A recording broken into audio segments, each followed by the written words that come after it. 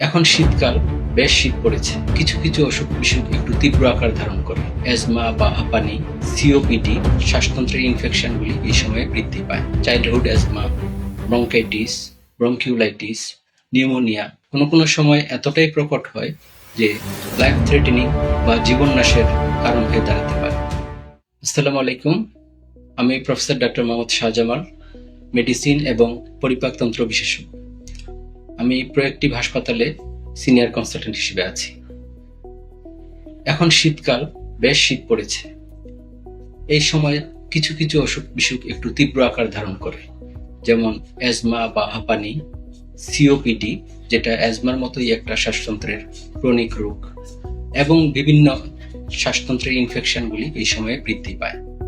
বিশেষ করে বাচ্চাদের শ্বাসতন্ত্রের সমস্যাগুলি যেমন asthma, childhood asthma, bronchitis, bronchiolitis, pneumonia ইত্যাদি এবং বিভিন্ন ইনফেকশনগুলি বেশ প্রকট আকার ধারণ করে।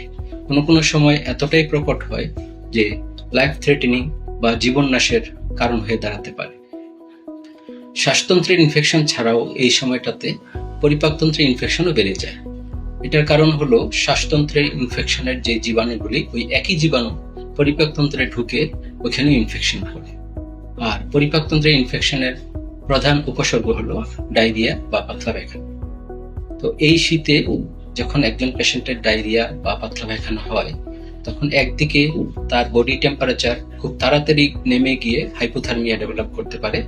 পাশাপাশি পাতলা পায়খানার জন্য শরীরের পানি কমে গিয়ে ওই পেশেন্টদের হাইপোথার্মিয়া অথবা হাইপোটেনশন এবং হাইপোটেনসিভ শকে চলে যেতে পারে, যেটা একটা গ্রেভ কন্ডিশন। সুতরাং এই সময়ে সবাইকে বেশ সাবধানে থাকতে হবে। গায়ে গরম কাপড় পরিধান করতে হবে, অকারণে বাইরে যাওয়া থেকে বিরত থাকতে হবে, আর যদি প্রয়োজন হয় সেক্ষেত্রে মাস্ক পরে বাইরে যেতে হবে। তারপরও যদি কারো কারো খুব বেশি সমস্যা হয়েই যায়, যেমন অতিরিক্ত কাশি, খুব শ্বাসকষ্ট, খুব বেশি জ্বর আসা, বারবার মূর্ছা যাওয়া অথবা অজ্ঞানের মতো হয়ে যাওয়া, এসব লক্ষণ দেখা দিলে দেরি না করে তাড়াতাড়ি বিশেষজ্ঞ চিকিৎসকের শরণাপন্ন হওয়া উচিত।